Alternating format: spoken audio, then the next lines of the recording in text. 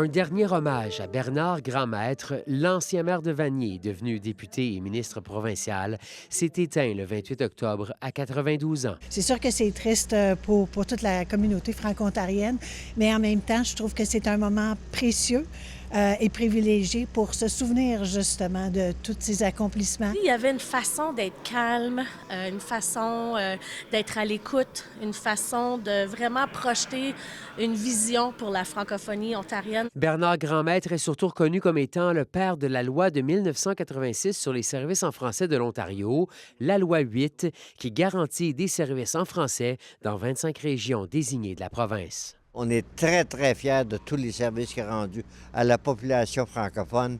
Il n'a pas eu peur de le démontrer qu'il était très, très important d'avoir notre langue française. Les décisions de la Cour dans la cause SOS Montfort auraient pu être différentes parce que la loi a vraiment eu une portée importante dans l'interprétation des tribunaux face aux obligations du gouvernement. Pour établir la loi 8, la loi sur les services en français, il a dû engager la conversation à maintes reprises avec les francophiles de l'Ontario, avec les anglophones de l'Ontario. Ma mère, quand elle était jeune, à Timmins, il a fallu qu'elle aille à une école secondaire en langue anglaise, parce qu'il n'y avait pas d'école secondaire française à ce temps-là. C'est avec grande fierté qu'avec Ben qui me soufflait dans l'oreille que j'ai fait bâtir mon gouvernement, ça veut dire 60 écoles de langue française. Mais le travail n'est pas terminé selon plusieurs acteurs de la francophonie ontarienne. On veut que les services en français soient disponibles dans tous les spectres de la vie du quotidien.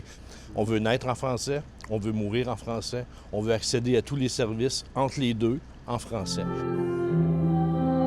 Ce message résonne en cette journée d'hommage comme un engagement à poursuivre la vision du bâtisseur qu'a été Bernard Grandmaître.